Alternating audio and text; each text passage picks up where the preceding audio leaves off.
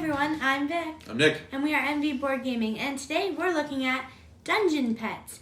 This game was designed by Vlada Shevadl and published by Czech Games. This is for 2 to 4 players, and Nick is going to go through how you play, and then we're going to give our review. Hey everyone, we're set up here for a 2-player game of Dungeon Petz.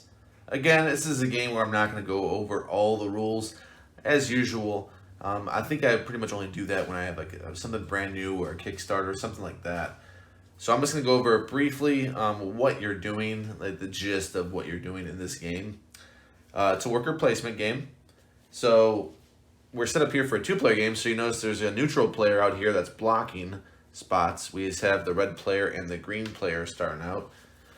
And this neutral player, you can tell where they start because there is a small like punch hole in the worker placement spot. You can't see it on the camera, but it does let you know where it goes, and then that gives you the placement of one of those workers. And in the same section, you count 3 spaces, and that's where the other neutral player goes. So that's going to happen in all 3 of these sections over here. You're going to count 3 and put the other one. So there's going to be 6 neutral out there clogging up the spots you can go to. So basically what you're doing in the game is you're going to be placing these workers on a privacy board that will dictate in what order actions are placed out. You're also going to have gold coins, which will count as individuals as well, so you can increase your numbers here. Obviously gold can't travel itself, but you can pair them with these. Go ahead and put like that, for instance. So that says that I might want to do 4 actions. I'm going to hide this information. So the largest group is going to go first, and all ties are broken by the first player. So when I reveal this, I have a group of 3. As long as none of my opponents, in this case only one other player, has more than 3, I will go first. That just means I can go ahead and assign something out here. So I can perhaps assign to a spot that requires gold. Here it requires gold, and it shows that gold symbol here. Most of the time they do not require gold, they'll just require workers. So if I want to do that, I can claim one of these pets. Let's say I do that. Let's say I go ahead and claim one of these pets. And I can go ahead and take one right away. Let's take this one because they have more versatility as far as food and as far as what they can eat. They can eat meat or they can eat vegetables. Doesn't matter. So I'll go ahead and set them aside for now. I will assign them soon. Then my opponent might go if they have a 3. If not, and they only did a 2, then I'm still first because I'm the first player. So I will go again, and so on. We're going to have different spots out here, so I'll explain some of the spots. So the older pets are on top. That means they have 3 cards that you get here. They will sooner be able to be sold away. And you can see that the money right now is showing on this pet, which means that they cannot be sold for money. But as they get older, you can see that they have a value here. And they also give you more cards, which means they require more as well. So their money will go up in value. The younger ones only have 2 right here. So this is saying what you're going to do when you age them, which is to move up twice, 1, 2. And now next turn, you might be able to sell them. Who are you selling to? You're selling to customers out here, which are revealed. So in round 1, you have a 2-round notice of the customer here, what they would like to see, and what they would not like to see as well. When you see these, and even this, where you have a show, always this spot right here, and let's look at a couple of them. These are the good things, the ones that have the white banner. These are what's going to give you points, reputation, and whatnot. In the show, you'll advance on this board, whereas when you're selling to a customer, you'll advance on the actual victory points of the game, the reputation board. So let's talk about the show first. When we're done assigning to everything, let's go over, because I don't want to skip all these spots here, so let's go over some things. This can improve your cage. So these little this area right here will improve your cage. I can now make this a little more secure of a fence when people get angry. which I'll go over probably next before I jump ahead too far ahead. This spot, which is blocked, so I didn't put it out here, has little artifacts that change the game a little bit. They'll usually come out, but you don't really put it out in a two-player game if that's blocked. So I didn't put it out, but they will normally be out when this guy is not blocking. This is for food, obviously. So here he's blocking this, so this doesn't show. And what's dictating this is the card that I just showed you, as far as this one right here. So you can see it right there. It shows what placement goes out there. But since this is blocking the middle one, I don't care about that. I just remove it. Put that back, because we're not quite ready to go that far ahead. I want to give you a gist, but I don't want to jump over too much. All right, so we have some spots down here. This lets you get workers as far as the round that you're on. If you, let's say we're on round 4, we would get all our workers that we have passed. So this is like immigration. You're getting your buddies back. You're getting your 3. If you were to do it in round 3, then you would just get these 2, and so forth. So it just depends when you do that action of how many people you're going to get into your party. That's that spot, that yellow spot. This is the hospital here. You can get one of these, essentially is a wild card to meet a need, which we'll go over soon. And you can also recover somebody that might be in the hospital. If one of your pets got too angry, got loose, and start injuring people.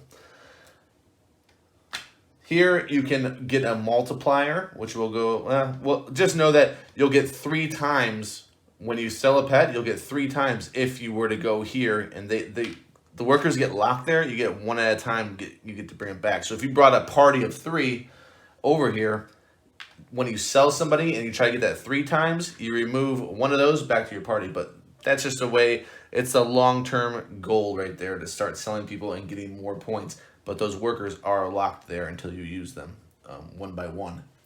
And keep in mind, you can only sell 1 pet to 1 customer per player. Here you can cheat a little bit in the judging for the showing off. So you can move 2 on this track. It helps you in order to get these reputation points when we are going to skip to that part. And yeah, that's about it. You can improve your cage over here. This is the attack strength. This is your max for magic, and so on. Let's go ahead and take a look at some cards here.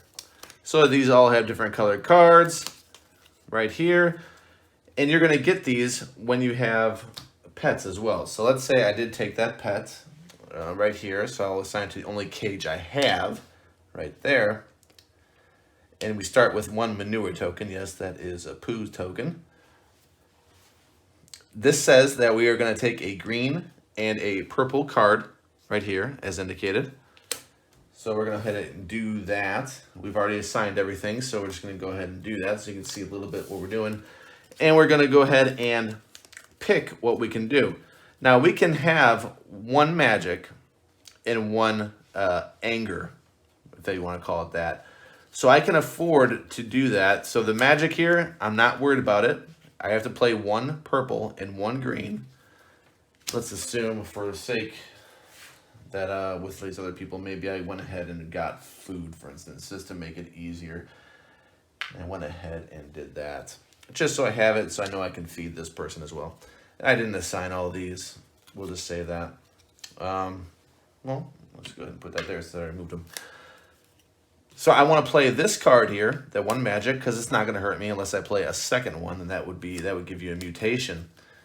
And I have to play 1 green. Well, I can go ahead and poo again, but I don't think I want to do that when I can just feed. So normally this would go on my board. I have a food track at the bottom of my board and will age, but I'm going to go ahead and spend it when I pay that. So then both players are doing this simultaneously. They are looking to see what cards they're going to play. I play these 2. I show my opponent, and I spend this plant to know that everything is fine. And in round 1, it's not that eventful because there's nothing to show off. There's nothing here until we get to round 2. There's no customers until we get to round 3. So we're going to go ahead and advance when we do that instead of going and showing off and all kinds of stuff. All we want to do is prove that we're not messing up this thing. So I actually have a 2 strength here if I were to have acquired that with a worker. I guess I did. I did that as a demonstration. So Eventually, we're going to go ahead and age this, and that's going to keep going. Actually, it goes up twice because that arrow is 2. So I'm going to go ahead and age that twice. And now you can see there's 4 cards instead of 2 for next round. Our workers are returned. New things are coming out that were taken. You're going to do this all over again. Let's go over what these are. So the show is saying, in this particular one, it goes by your whole display. Whereas this one goes on just one. You pick the pet that is performing in the show. Versus this is showing all 4. You're doing your whole display. So this is saying you get 1 point for every magic card that was played. In this case, it'd only be 1. But again, this is going to be round 2 when this takes place, not round right now. So I'm just showing you an example. This one here is saying that you're going to get 2 times. You're going to pick a need. So if you needed food, let's say you picked food because you had a bunch of food out there. You're going to pick which need you're going by. So you're going by food. Let's say I had 2, 3, whatever. Say whatever. I had 2. So that's the most I've had because everything else I spaced out. Magic and poo and all kinds of stuff. Play with yarn and there's different symbols out here. So 2 food. I get 4 points for having a pair of something. And I lose that misery token times 2 if I have any. Let's say I don't. So I'll get 4. I have 4 total. Plus, if I went on this, I would have 6. If I did go ahead and cheated, like my person right here is saying I did, indicated I cheated a little bit, influenced the judges in this competition, I would have 6 total. And then if I have more than my opponent, who let's say had 3, I would get 6 points. My opponent would get 2. If in a situation where you did not compete at all, you didn't have anything because maybe your misery crossed out of your positive points, you wouldn't get those 2 points for getting 0 points. So 0 or even a negative could happen. You would get no point, no reputation for that. So this is tracking reputation. In this case, I would get 6, and let's say red player got the 3 here. They're going to get 2 based on that for coming in second place in a 2-player game. And that's that. Now let's go over a little bit of when you sell. So first thing we're going to look at, do you have somebody on this platform? No, nobody's on this platform. We actually, in the first round, this dummy player right here is blocking that spot, so no one can go there. So in that case, we get 2 times whatever we ever accomplish.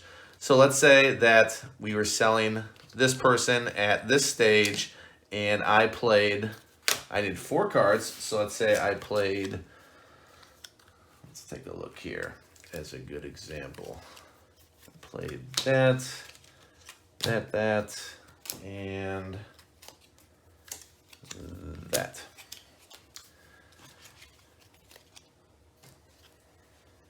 All right, so I will reveal what I had here.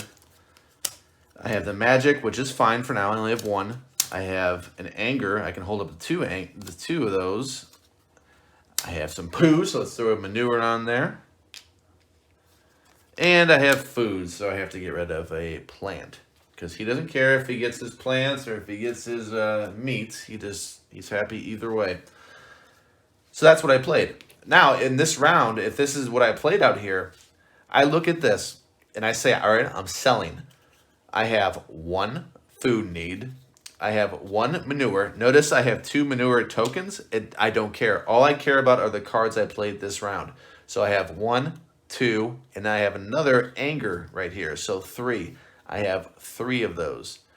So I am going to get 3 victory points so far. Do I have any illness or misery? No, I do not. So those are also cards. That illness right here is a card, which if you have manure wouldn't be good because you would get sick. And this misery, just if some needs are not met, they're not fed this round and so on. But I don't have any of those. So I will go ahead and get 3 times the 2. So 6 victory points. Had I a person there, I would have had times 3. But instead, I get times 2, so 6. I already had 6, so I'm at 12 now. I cannot sell, if I had more pets out here, I couldn't sell more than that. I would just sell that that one time, and my opponent would also have that opportunity. Whenever you advance the round, then you're going to see what it comes up in the following round. So not only do you know what's happening this round, you know what's going to happen next round. And the customer, you'll see two in advance. You'll know what's happening next round, this round, and the round in the future. In round 6, you notice there's 2 customers, so you can possibly sell two of your little monsters out here, your dungeon pets. That's the gist of what you're doing. You're fulfilling all these, you're getting all these cards, you're upgrading your little cages, you're doing all kinds of stuff to get victory points. Whoever had the most victory points, of course, is going to win. All right, welcome back for our review of Dungeon Petz. Vlado Shavaddle, he does code names, actually the same designer. So let's go over some of the pros and cons. Right away, I think a pro actually is not having meeples, having these little guys. I don't know. There's something about the clinkiness of them, these imps. Yeah. The whole playthrough, I was trying to think. I had total brain fart. What are these little guys called? Imps. Yeah. I couldn't think. I'm like, Dungeon Petz. No, it's not that. Imps. So I kept calling them these little guys. Oh, yeah, imps. Yeah, I like that they're not meeples. They actually have a different material. They're sharp. You gotta be careful. Yeah, I kind of like them though, and I like the colors. Yeah, they're nice color. The metallic kind of. Yeah, look. I like that. I like the cages. How you can change your cages out. I kind of like that. What would you say is your favorite part of the game? The pets. That's what I thought you were gonna say. Yeah, I like that you can turn the dial, and then they're worth different money, and artwork is cute to me. I like that concept of moving, even though the actual thing moving it is not that great. I'll explain in a bit. But I like the animals part of it. I agree with Nick with the cages, and like the upgrades that you can add to the cages are kind of neat too. Yeah. So that's something I enjoy about the game for sure. Yeah, upgrades are always a good idea. Negatives, I think on top of the components, as far as the meeples being good, I feel like the boards are so bad. They're so bad. Like, when I got this out of the box, I mean, we've had this game for quite a while, and I didn't remember it being this thin and flimsy and just bad boards. I don't like these at all. I felt like when I folded them that this was the only, like, it felt like this is a normal board, but as soon as you open it, like, oh, okay then. It just feels like I can rip that in half so easily. The screens are, they're okay. The art's good. Yeah. It's fair. The art's, like you said, like Vic said, the art's good. What do you think about the components as a whole? They're fair. I mean, they're fine. I mean, they're nothing too crazy or exciting. But, the manure is represented by brown blocks or the poo. Right. It would be kind of funny if they were like little squishy turds. Yeah, like the berries in Tidal Blades. Yeah, that one was a squishy poo. The art on the cards is very functional and underwhelming. So yeah, I mean you're just getting the same. There's no real artwork on the cards. It's the same repeated. Looks like clip art. Yeah. So yeah, some good and some bad as far as the components. At least there's like a lot of diversity in it. Like in terms of they have the imps, they have the tokens for the competition and the tracker of your points, and then they have the gold coins they could have given you cardboard. So it's kind of nice to get these little tokens, I guess. Yeah, they're okay. They're okay. I mean, I'm not like in love with them or something. That's but gold. They could have given you pieces of cardboard. Yeah. We would just replace them, probably use a different metal coins or something. So maybe that's a little step up over cardboard. Yeah. I mean, okay. Gameplay. For me, at 2 players, we've only played this at 2 players, and we've had this game for quite a while. It jumps out here and there. We decided we're going to give it a review now. The gameplay at 2 players is, it's not good. Plain and simple. I'll give it to you straight. Because I know a lot of people do like this game, and maybe they like it at more players, and that's why. Yeah. At 2 players, it needs double the worker placement spots, because you are looking at spots. There's only really 2 things I want to do usually on a 2-player spot. The things are taken by the neutral player half the time. If not, then the other player is going to take something. They're taking the best spots too. Yeah. And then you're stuck with really boring spots if you really even want it. Might just hold your worker back to do something, but. The best part of the game is also a weak part of the game. Playing your cards, planning out what you're going to do on your turn with those cards is the best part, the most fun I have in the game. Yeah. And it's also pretty weak. It's pretty weak in that you're drawing. You're at the mercy of a hand of cards. Mm-hmm. You may or may not get what you really want to do that show. You might not get the cards. You might not get the bowls. You might not get...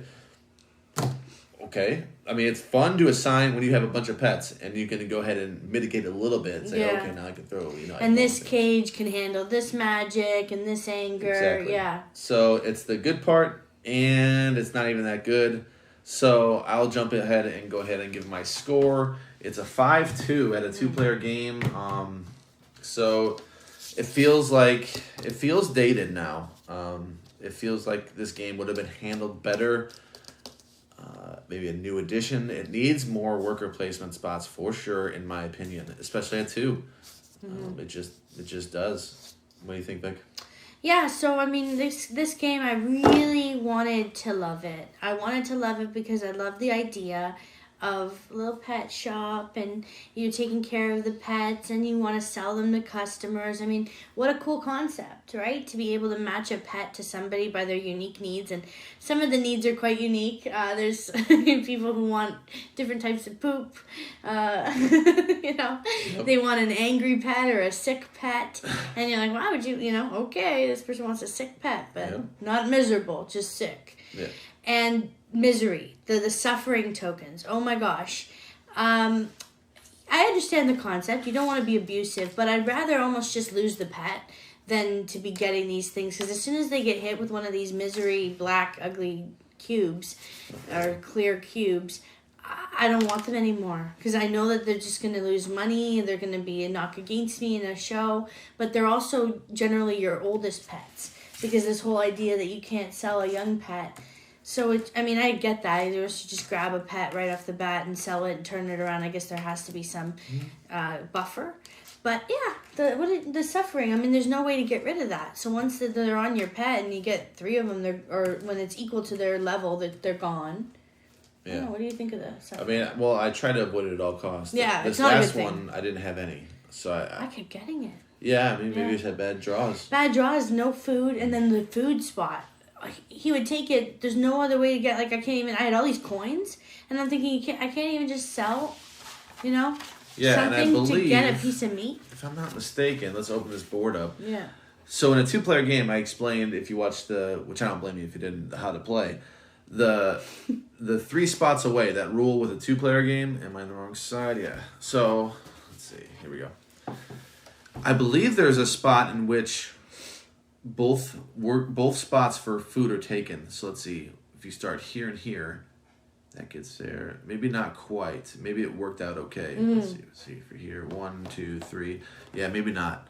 I was trying to think if there was a situation in which 2 of the 3 spots were taken, and I thought we ended up that way once. Yeah, we may have, but in any case, you can't predict what kind of food. Like you have the food, it goes bad too, and make it worse, and then hopefully you get a card to feed them that you can assign, which is high chance with the green one. Well, to your point, at most there are 2 spots in a 2-player game because at least one is going to be taken by the neutral player. At most there's 2 spots. So if I look over and Vic needs meat and that's all, I take meat. Because I might be, that's what I did. I had a versatile one that would take meat or plants. So I'm like, well, you need meat. I'll just take the meat then. So that's a problem. That's a problem that there's nothing you can really do. There might be an ability in there that has to be up at that certain or you get a potion.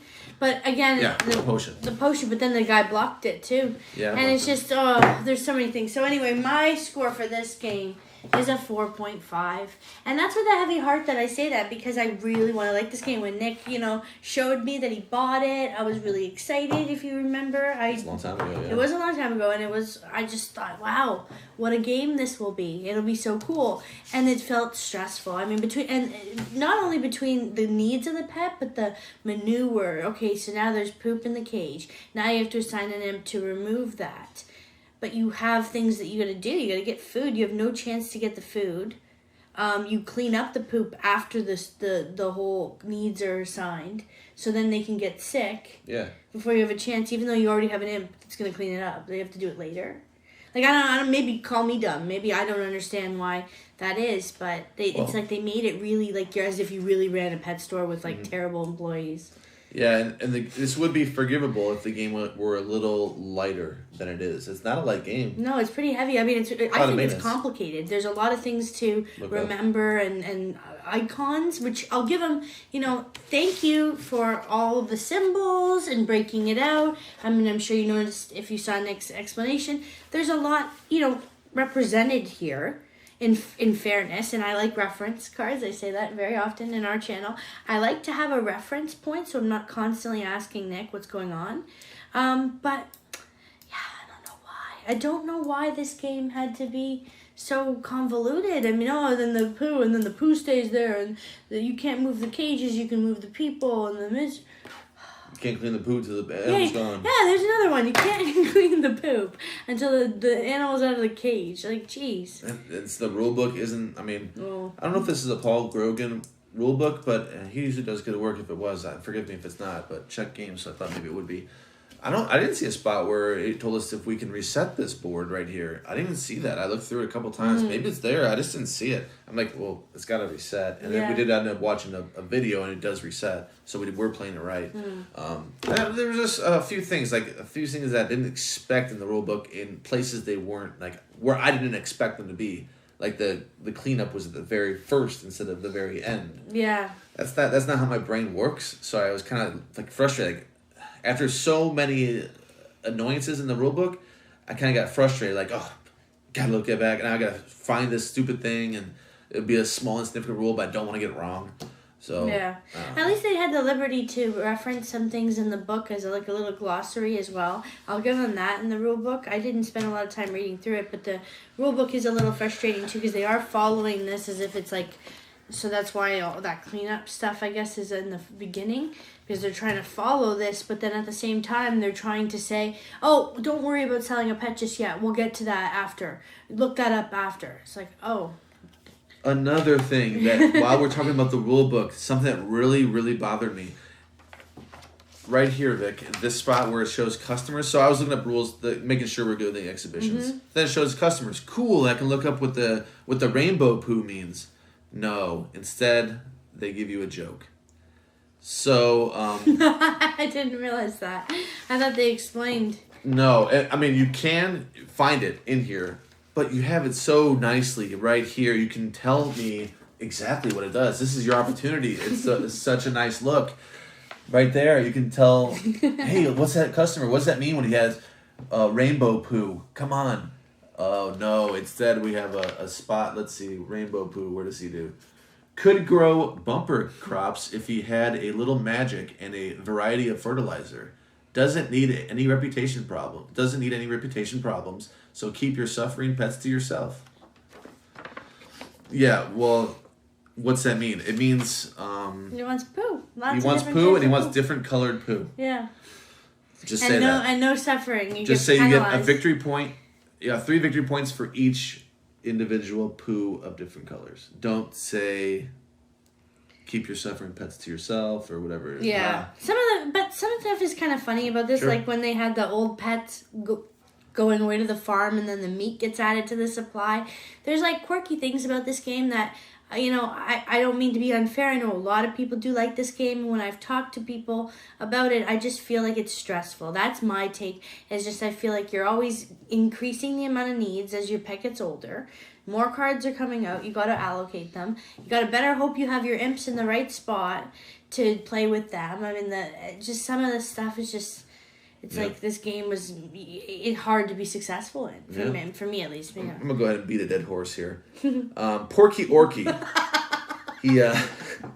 What he wants, just reading the card, not the text. What he wants somebody that's eaten and pooed and is angry.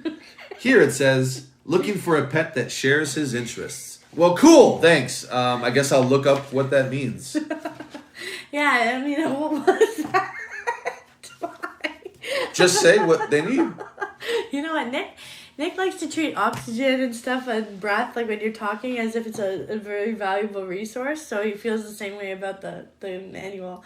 That they can, no, but I agree with It's a nice spot to say what you need. Yeah. Ha-ha! Yeah, he's a very serious guy, this guy right here. That's a good spot for it, though. Don't tell him a joke. That's a good spot. Just saying.